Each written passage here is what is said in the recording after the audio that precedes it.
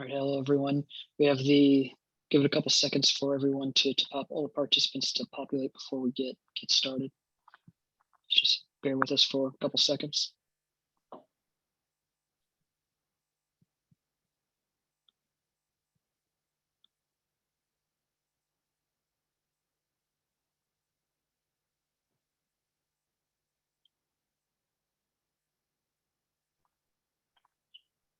All right, so I'd like to welcome everybody to our next live Q&A panel for Propulsion, for CubeSat and SmallSat Propulsion here at the 2021 CubeSat Developers Workshop. We're excited for the group of panelists that we have and the presentations that they recorded for us and were able to put up on YouTube. So thank you very much, everyone, for that. We look forward to this engaging discussion. We'd like to highlight one of our sponsors. We've been saying all along, the only way we're able to do this free for everyone is thank you to our sponsors. So for this session, we'd like to highlight Cascade Tech. They do have an exhibit with us, so definitely this afternoon and tomorrow morning or tomorrow afternoon, please engage with them in our virtual format or on their exhibit page. They do a lot of thermal vacuum equipment, and they are definitely great experts. So if you have any questions about thermal vacuum equipment or thermal vacuum testing, they're a great resource, and I would not hesitate to engage with them. With that being said, I would like to introduce our moderator for this session. Our moderator is David Hobbs. David Hobbs is the lead systems engineer for Maverick Space Systems, located here in San Luis Obispo, and has a background in small satellite propulsion, going all the way back to his time on small satellite design team in college. So David, with that being said, it's yours. Thanks, Ryan. Appreciate that introduction. Yeah, I am so excited to be here, everybody, today. I'm glad for all of the participants that can show up and for Cal Poly for hosting us. And I'm just really excited. I love propulsion. It's been kind of my specialization, like Ryan said, going all the way back to college, which, you know, looking at the bios here for our panel, I realized wasn't that long ago, and I'm probably one of the most junior members of this panel, but I'm still excited to be here and moderating the discussion. So yeah, so, you know, when it comes to CubeSats, Moore's Law has been an enormous boon for the satellite industry. You know, the continual miniaturization of electronics that enabled CubeSats in the first place has also allowed those same small satellites to compete with much larger satellites in terms of performance. However, Moore's Law doesn't really apply very neatly to propulsion systems. There are fundamental physical limits to how small you can manufacture a valve or how many atoms you can place in a propellant tank. This has led to an inevitable lag in propulsion development, which means that CubeSat missions which could benefit from propulsion have gone without. And, you know, this is really a shame because most missions could benefit from the addition of propulsion, and some missions are only possible with propulsion. Thankfully, the propulsion community has been active in developing new systems to meet the challenges and opportunities of the CubeSat market. And some of these developers we're going to talk to today, they're directly challenging my earlier statement about Moore's Law not applying to propulsion because they've been adopting microchip manufacturing techniques to build propulsion systems. Others have been finding ways to take up novel spaces within the CubeSats, like the rails for propulsion, and yet others have had major advances in valve and feed system miniaturization to offer new high thrust or high specific impulse propulsion systems. So yeah, this is a very dynamic time in the space industry, and in particular for CubeSats. There is a lot of excitement and energy and development work going on right now, and we've got 4 leaders from that industry here to talk to us. So I'll go ahead and introduce them one by one, and then I will start off with some questions. So first, and this is in no particular order, but first up we have Dr. Amelia Greig. Dr. Amelia Greig leads the propulsion development efforts at the Aerospace Center at the University of Texas at El Paso, and along with Dr. Joel Quintana, manages the small satellite development program there as well. Their first satellite was launched in early 2020, with the second hopefully following soon in 2022. Next, we have Dr. Krishnan, who received his PhD from Princeton in 1976 from the Electric Propulsion Lab. But he has worked on many other plasma physics projects as a professor at Yale and in the private sector. He's recently returned to his roots by developing the metal plasma thruster for CubeSats through his company AASC, so that's the Alameda Applied Sciences Corporation. Next, we've got Joe Cardin, and Joe's the Chief Technology Officer at VACCO Industries and the inventor of their micro-propulsion system technology. Under Joe's leadership, VACCO has produced 40 propulsion systems of 20 different designs for LEO, MEO, GEO, cislunar, and interplanetary applications, including the groundbreaking Marco 1 and Marco 2 spacecraft. His latest efforts have focused on high-performance green monopropellant propulsion systems. Then last but not least, we've got Louis Perna, and Louis is the chief scientist and one of the co-founders of Accion Systems, a company commercializing scalable ion electrospray technology for in-space propulsion. That was a mouthful. He currently oversees Accion's fundamental technology advancement and product design and works with customers, partners, and investors towards the goal of preserving and increasing space accessibility and utility worldwide. So thank all of you for joining us this morning. We're still waiting for questions to come in from the audience, so I really encourage everybody that's tuning in to ask some questions. I'm going to start us off. I'm going to ask Dr. Greig a question, and it actually applies to everybody. So, you know, after she's answered, maybe someone else might want to chip in. But the first question is, you know, really it's the age of COVID, right? So I'm curious, how has COVID-19 affected, you know, work in your lab, managing your students, overseeing their work, and as far as like even holding classes, you know, what kind of impacts have you experienced as a result of the pandemic? Sure. Yeah, of course. Very hot topic at the moment, isn't it?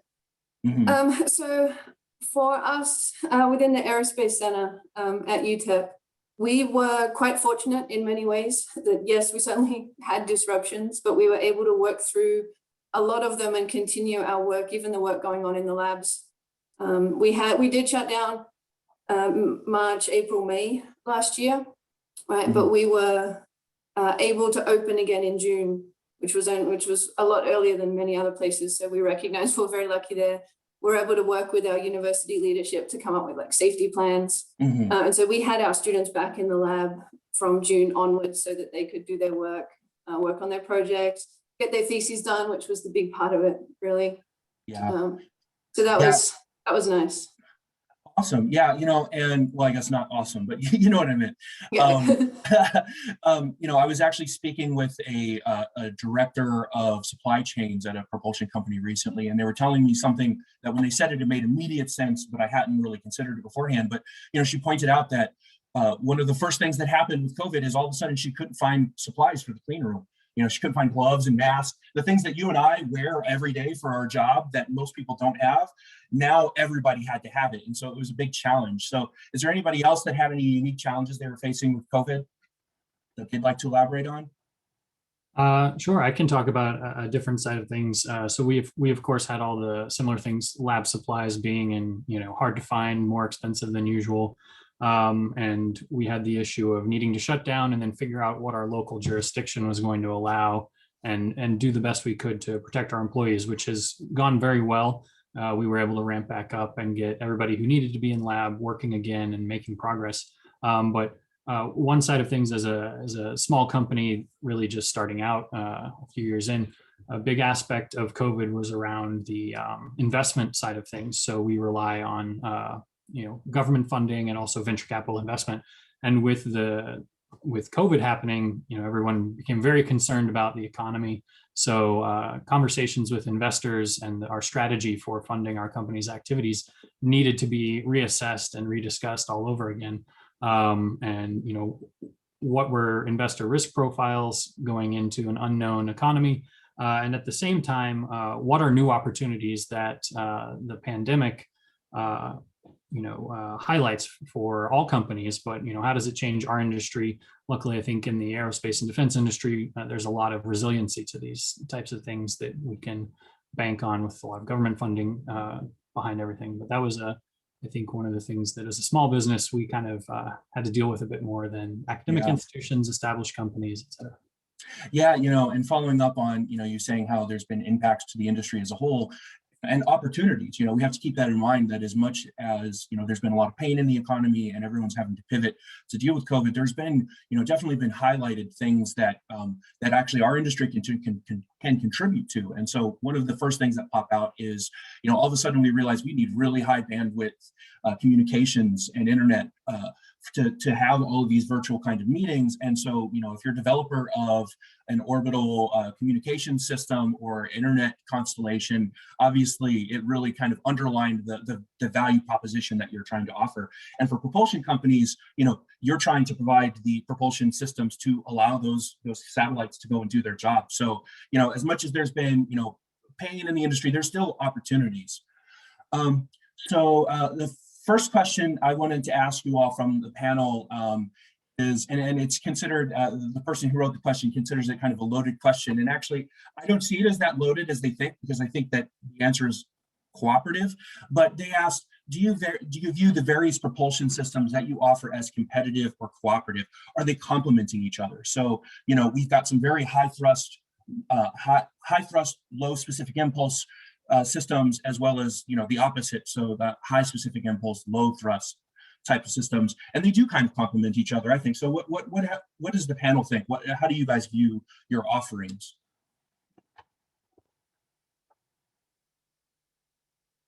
This is Krish. I can take a stab at that.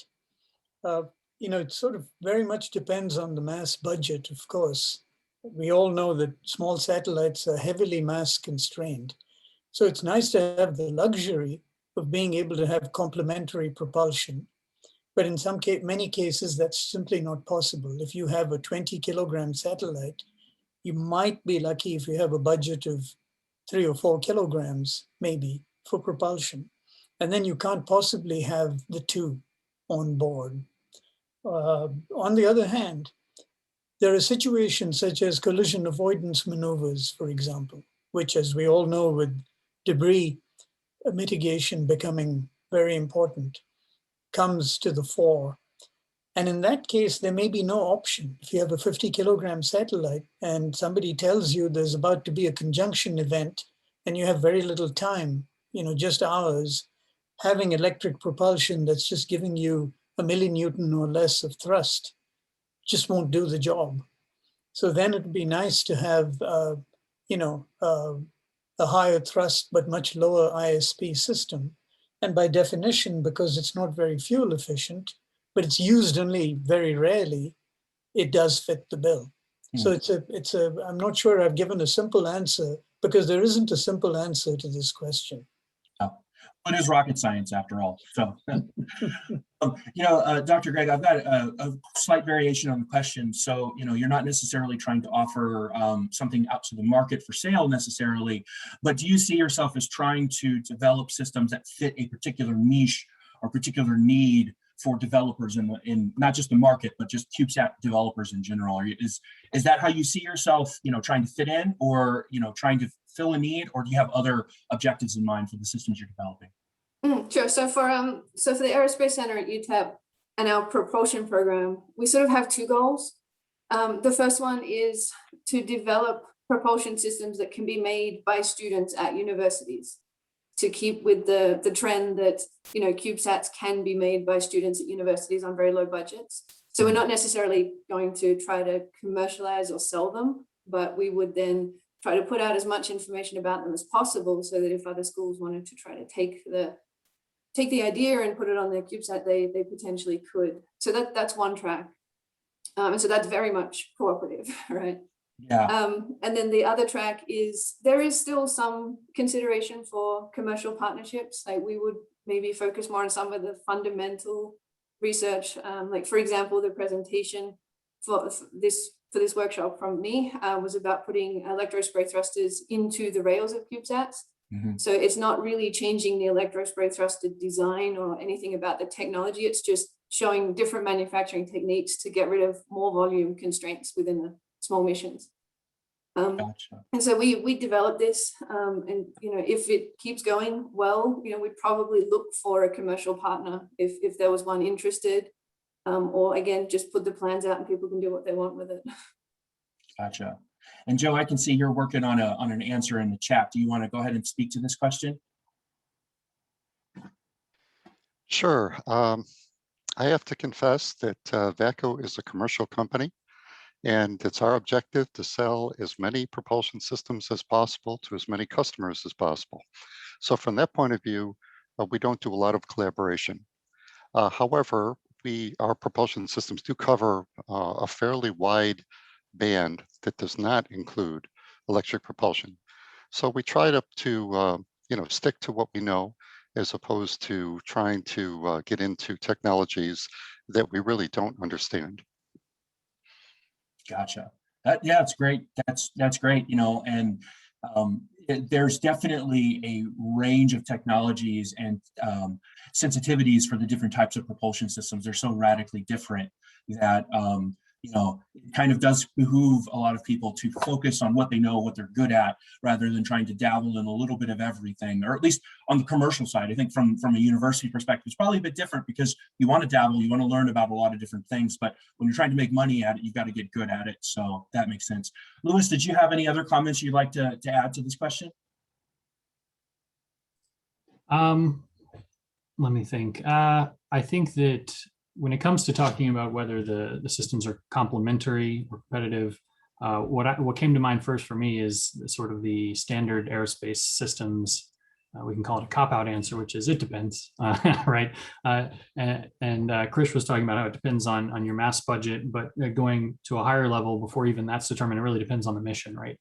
You know, what do you need the propulsion system to do? If you have a wide range of maneuvering requirements, then certainly complementary propulsion technologies make sense.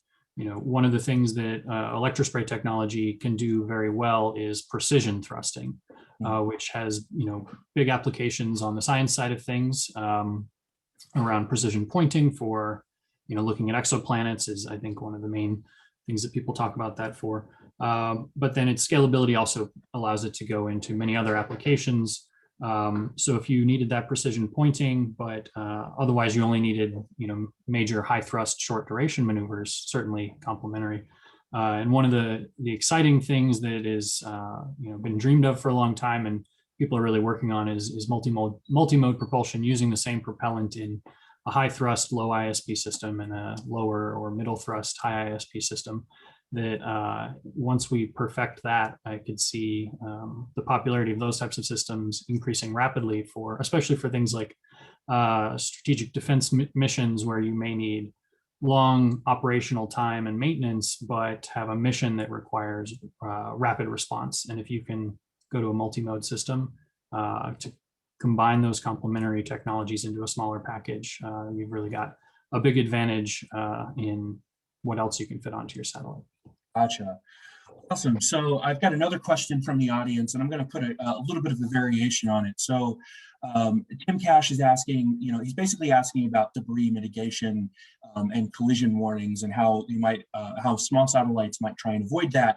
And actually, you know, I'm interested in your answer to that, but I'm also curious if, from your perspective, if government regulations are on the cusp of shifting to kind of make it not necessarily required that you have propulsion on board your small satellites, but that you have some sort of mitigations to reduce the amount of debris that can be generated. And, you know, often that happens to be by having propulsion on board so you can deorbit. So, so Louis, now I've got you on the line. I'll ask you to kind of follow up. What are your thoughts on, you know, the shifting government regulatory landscape for, you know, this growing awareness of debris generation? How does that impact your business? Sure. So for my predictions, I think that I definitely expect the government to start putting more real regulations in.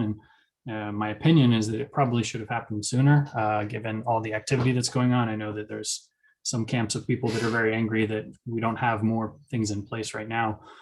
From a business perspective, certainly any regulations that require an ability to, or more regulations around being able to deorbit and regulations around collision avoidance helps us, right? It helps all propulsion companies because we provide, I'd say, the major set of solutions to those problems.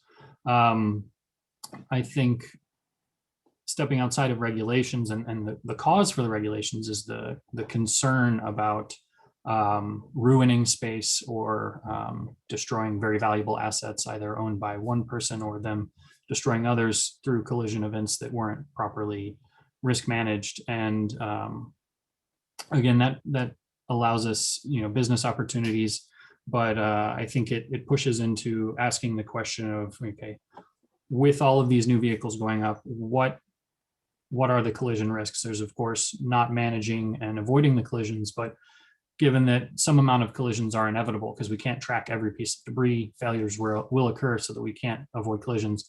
Yeah. What design changes can we make inside systems to reduce that? And in my presentation, that's one of the cases that I talk about, comparing high pressure tanks versus low pressure systems in collision events, where I know that at least one of the major constellation companies, when they first came to the FCC with their idea, was really touting the fact that they were planning to go low pressure. The slow progress in propulsion development, I don't think necessarily has enabled that, but I have hope for the future that we'll have lower risk systems on orbit. Yeah, awesome. And then Krish, Tim Cash, you asked the question, actually mentioned that you were the first, you brought up in one of your other answers about the collision avoidance, collisions and debris. So I'm curious, what's your perspective on, the shifting government regulations and just kind of growing awareness of orbital debris? Let me begin by saying that I agree with everything that Louis just said. So no need to repeat that. Government is essential. We all love to get on the freeway to access, places that we need to quickly. And without government regulations, you can just imagine if you had pileups occurring everywhere and nobody taking any responsibility for them, nobody could use the freeways. And in this case, it's a three-dimensional freeway, but that doesn't change anything. The constraints are still there. I think that it'll be really useful because we haven't yet grasped the exponential pace. We had this mRNA vaccine developed in just a year.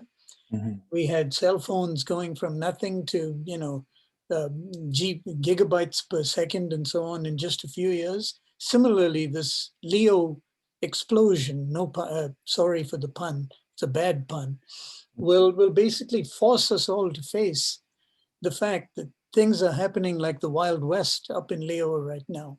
And all it takes is one really, really bad incident, God forbid, to the ISS or something. We could all be shut down for years here. So this is something that you can't minimize. We have to take it very seriously.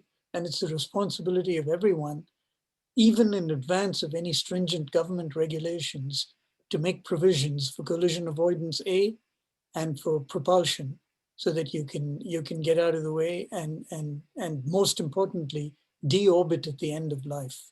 A lot of people haven't paid attention to that. Yeah. So great points. Thank you.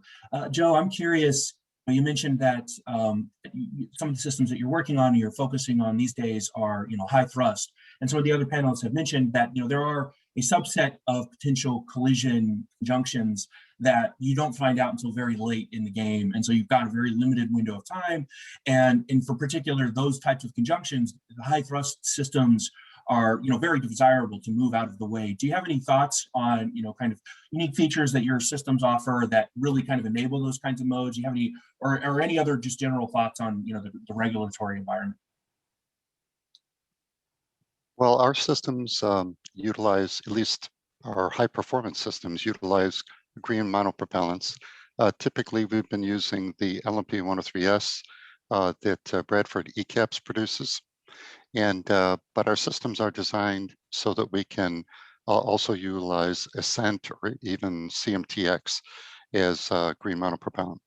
Now, those green monopropellants all require some preheating of the catalyst bed. So if you've got a cold thruster and you've got less than half an hour to apply thrust, that can be a problem. So we recommend that the thrusters stay heated at all times, at temperature at all times, if the power budget allows. If it doesn't, then you need to shut down those heaters, allow the thrusters to cool, but then you've got a half an hour reheat time. Gotcha. So I've got a question for the group, kind of following up on this same subject. It's very related. Is what is the sense, or does anyone have a sense or any thoughts on I think we can agree that at some point government regulations are going to kind of require some deorbiting, some collision avoidance. Is there any sense of who, if two satellites are coming together, who's got the right of way, for lack of a better word? Who's going to have to move? Does anybody have any thoughts on how that's going to evolve? Because right now it's, it, like someone said, it's the Wild West out there. And, there's no, not that I'm aware of any hard and fast rules saying, you must pass to the right. You know what I mean? So has anybody got thoughts on that?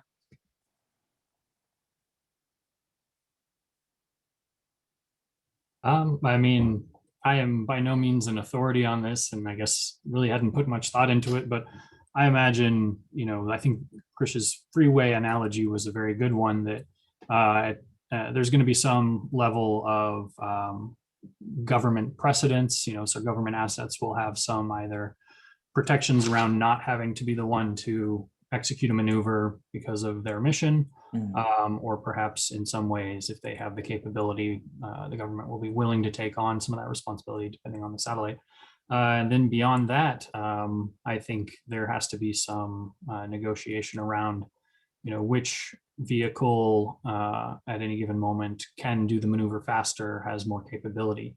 We of course wouldn't want to have regulations that cause game theory to come into play and people purposefully giving themselves lowered capability in order to not have to be the one to do it or something. So some oversight around that. But I think because the goal is to prevent the accident and prevent the collision, that there's probably going to have to be an active body that makes these, monitors conjunctions and makes these determinations. Gotcha. In a negotiation with asset owners. Right now in the US, the FCC being the governing body for satellite stuff in general, just because of circumstance, I know that a lot of people are very unhappy with that because it doesn't seem like the right way to do it. So I'm hopeful that eventually, either within that organization or perhaps a separate organization, we can get a nice active governing body to monitor and adjudicate. Gotcha.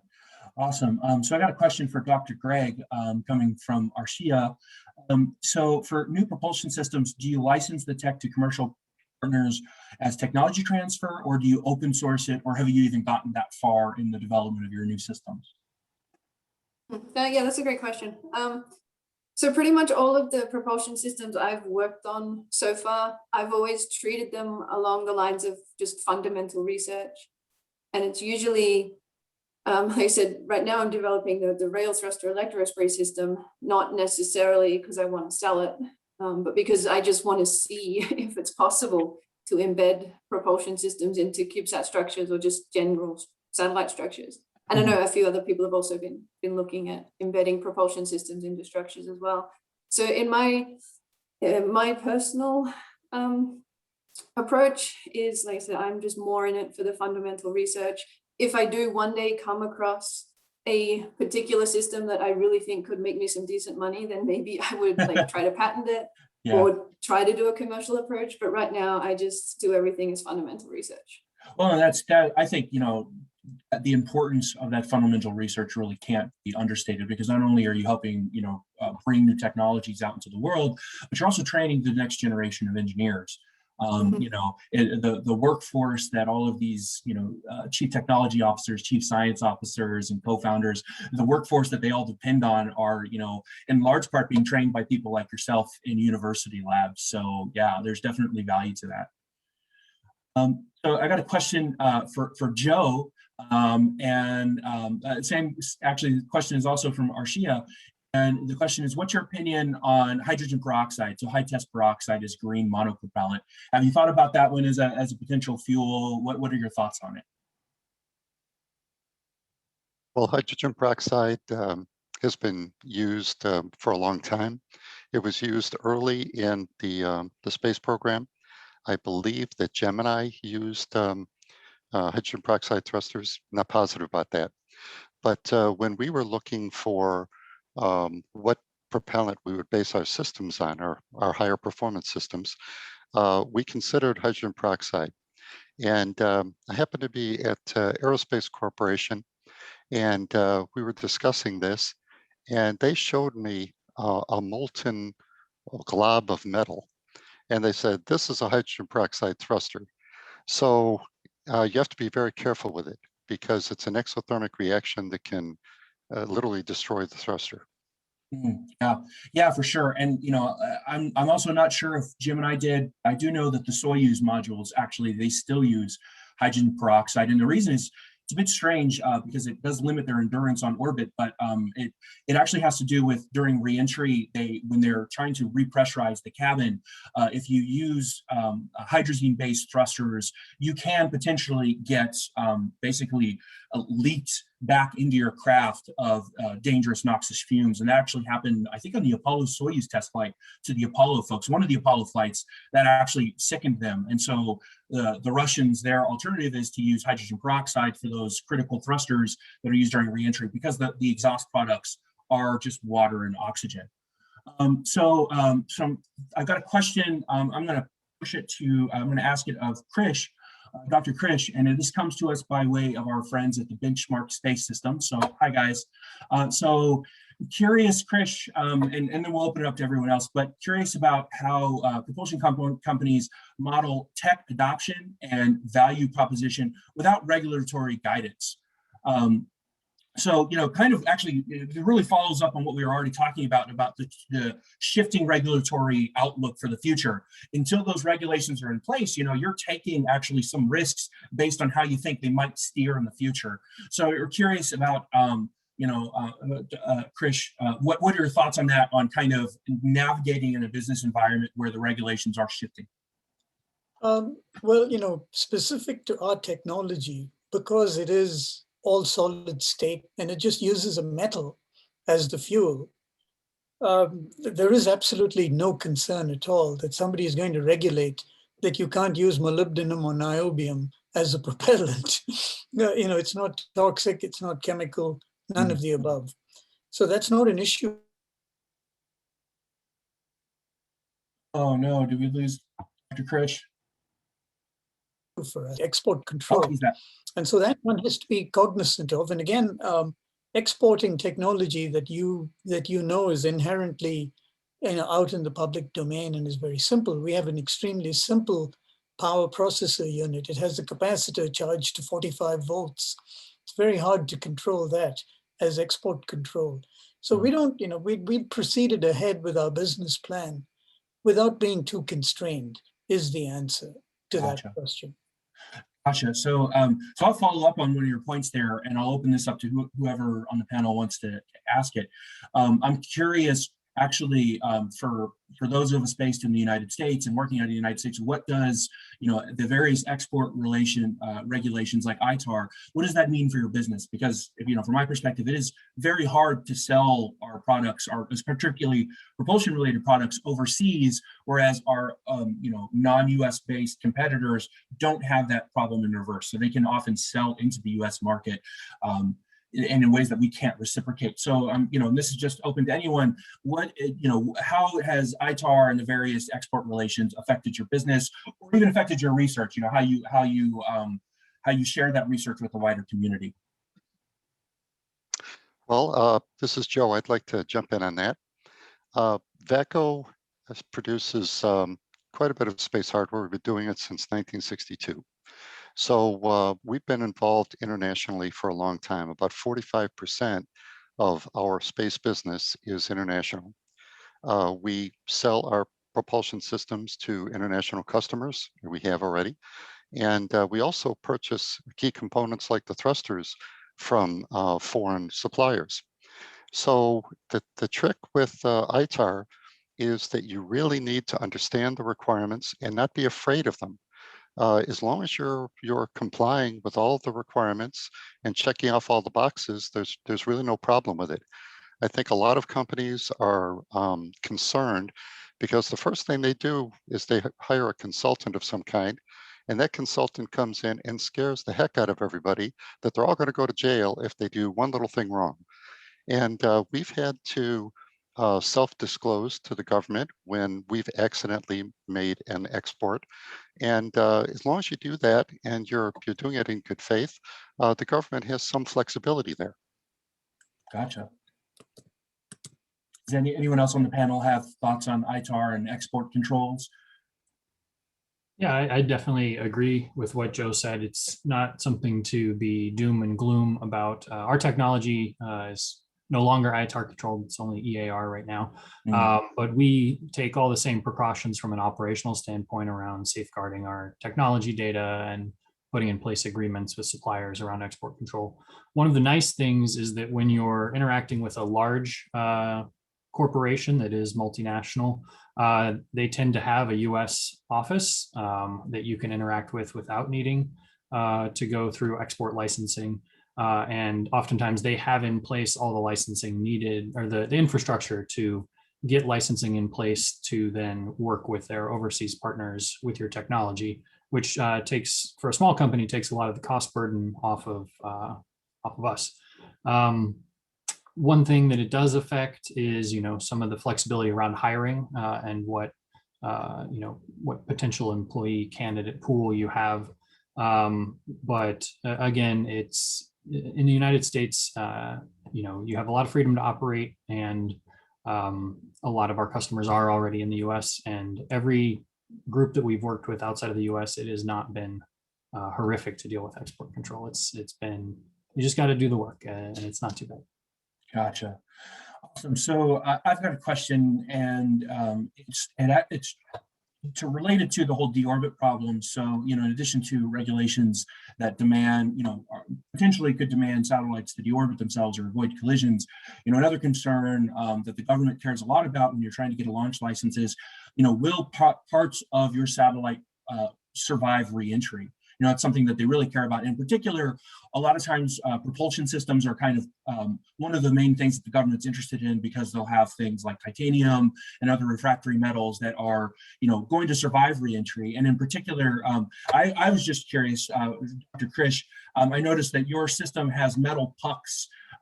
And I'm curious, how do you anticipate them surviving reentry? What are the ODAR concerns that your product might have? And then, after you've answered, if other people have thoughts on ODAR and surviving reentry, we can open it back up.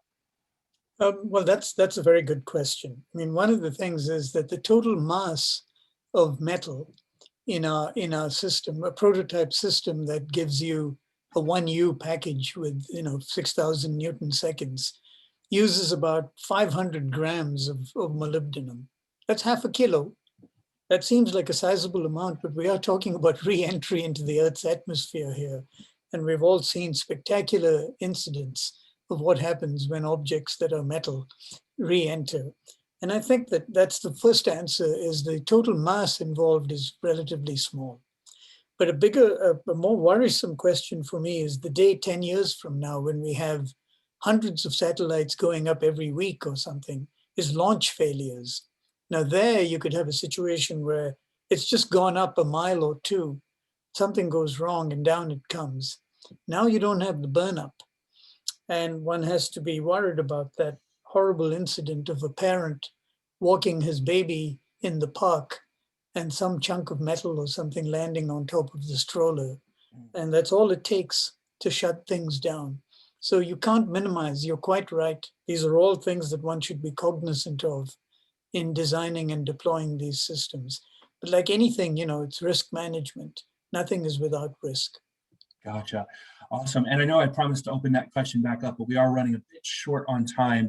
So I've got one question that I'm actually going to ask all of you, and I'll start with Dr. Greig again. It is actually, how do you measure the performance of your system? And the reason why I wanted to start with Dr. Greig is because in your video, I noticed you had a drip pan in one of your vacuum chambers, and I thought that was quite unique. You don't see that too often in space applications. So I'll start with you, and then I'll ask everybody, how do you measure the performance of your system? How are you verifying the things that you're claiming, either in your scientific papers that you're publishing or in your spec sheets that you're pushing out to customers? So just a quick comment on the drip pan. That's purely just because we weren't exactly sure how well this thruster was going to work the first time we ran it. And I didn't want to wreck my beautiful new vacuum chamber. So Right.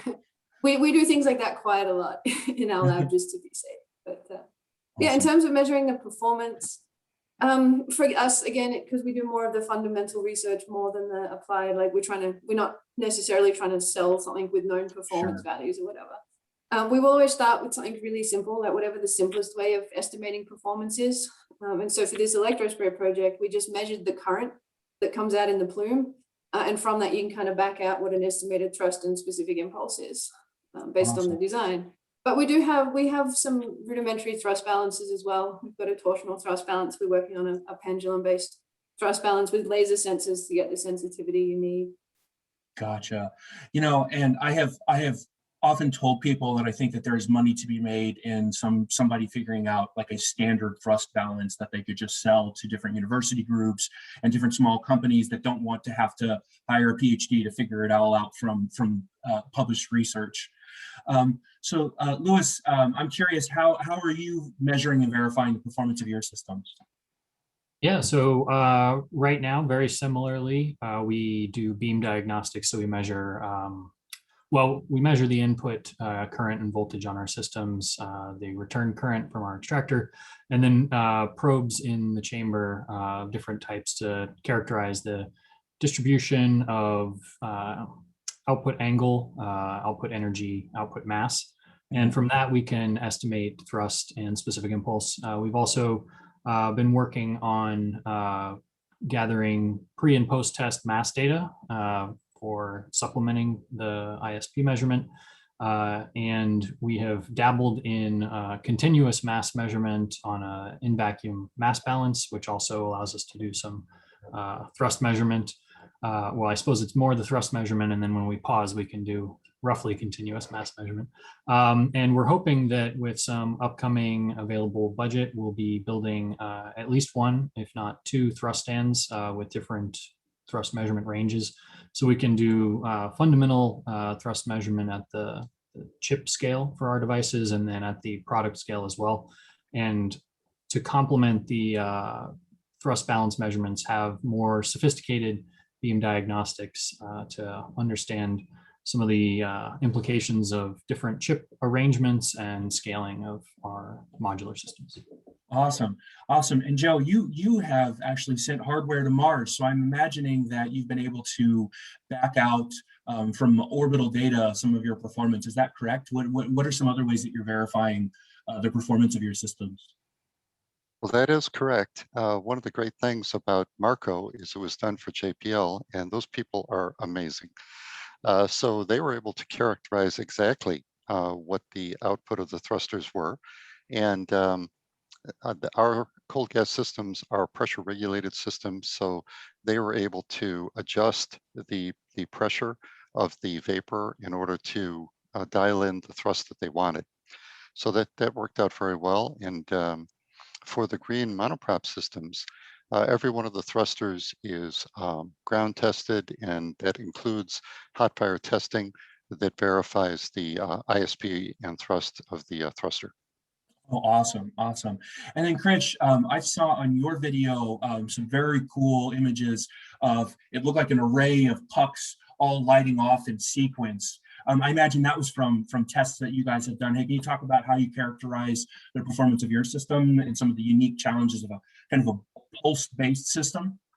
Well, yeah, thank you. We were very fortunate to have support from the electric propulsion branch of NASA's Glenn Research Center through NASA headquarters. So we took our device there to one of their sensitive thrust stands. And as an aside, your goal of having somebody provide this as a service to people, the challenge really is the thrust levels are very low for many of these electric propulsion systems. And trying to measure sub-millinewton thrusts is not easy. Mm-hmm. It costs a lot of money, but it can be done. But so we got direct thrust measurements, and that allowed us to do a very important thing, is that once we've measured the thrust, you can calculate the thrust.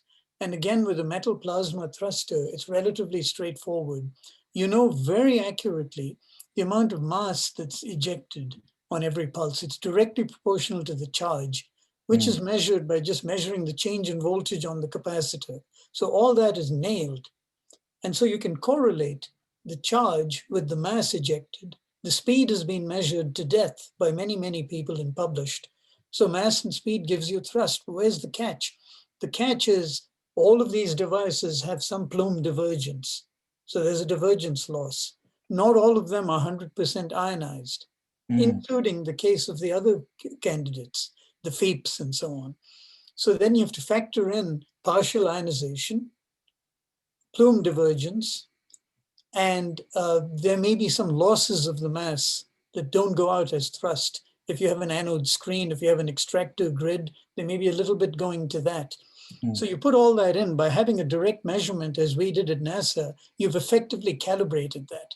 And with that calibration factor, We now do life tests. We've just done like 10 million pulses, and it's continuing in the vacuum. I'm able to measure the charge on every shot and therefore know what's eroded. And the sweet part about using a metal puck is you weigh it before you start. 4 million pulses later, you break vacuum, you weigh it again. You know with a high degree of accuracy how much mass, how much propellant you've just burned. And you can correlate that to the impulse and everything. So we are very, very confident in our thrust, impulse, and propellant utilization numbers. There isn't any mystery left in that. Awesome. Awesome. So that's time for us. I'd just like to say thank you to the CubeSat Lab at Cal Poly and for Cal Poly for hosting us. I'd like to thank Dr. Pauline Four for thinking of me and inviting me to moderate, and thank each and every one of the guests today on the panel. This was a great discussion. I really enjoyed getting to talk to all of you about my favorite topic. I hope you all enjoyed it as well.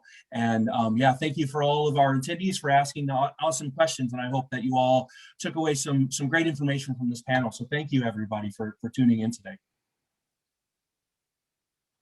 Thank you, Dave. Good afternoon, everyone.